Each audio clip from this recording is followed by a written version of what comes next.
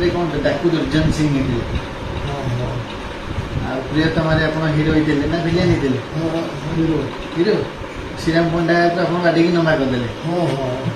Shriram ପଣ୍ଡାଟା villain ଥିଲା ନା hero ଥିଲା କେଜାଣି? ମହାଶ୍ଵେତା ରାୟ ହିରୋଇନ୍ ଥିଲା ନାଇଁ? ଯୋଉ କମଲ ବୋଲି କହିକି ଯୋଉ ଉଠେଇ ପକଉଥିଲେ ସଟଲଟାକୁ କର୍ପଟାକୁ, ସେତେବେଳକୁ ଆପଣଙ୍କର ଯୋଉ ଚାହାଣୀ ଆଉ ଶ୍ରୀରାମ ପଣ୍ଡାଙ୍କ ଚାହାଣୀ ଆମେ ଦେଖୁଥାଉ ରବି ଟକିଜରେ ବସି ଅପା ହେରିକା। ଆପଣ ମାନେ ନାଁ କରିଦେଇଥିଲେ ଆଉ। ଶ୍ରୀରାମ ପଣ୍ଡା ଭଲ ଅଛି? ହଁ, ସେ ଆପଣଙ୍କ କଥା ପଚାରୁଥିଲେ। ହଁ, ମୁଁ ମର୍ଣ୍ଣିଂ ୱାକ୍ ଗଲାବେଳେ ବାଟ ଦେଖା ହେଇଗଲା। କହିଲେ ଆଉ ନଈନ ବାବୁ କେମିତି ଅଛନ୍ତି? ମୁଁ ଭଲ ଅଛନ୍ତି ପୁରା ରେଡ଼ି।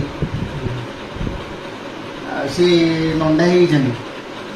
ହଁ, ନଣ୍ଡା ହେଇକି ପିଳ କରିକି ନାମ ଜପିକି ସେ ରାସ୍ତାରେ ମର୍ଣ୍ଣିଂ ୱାକ୍ କରୁଥିଲେ ଗଭର୍ଣ୍ଣର ଛକ ପାଖରେ। ମୁଁ ଦେଖା ହେଇଗଲି। ମୁଁ ଯାଉଥିଲି ସେ ସମୟ ଆପଣଙ୍କ କଥା ପଚାରିଲି। 6 ନମ୍ବରରେ କେହି ରହୁନାହିଁ କି? ମୁଁ କହିଲି ନା ବା, ଆମେ ଜାରକା ପଳେଇଛୁ।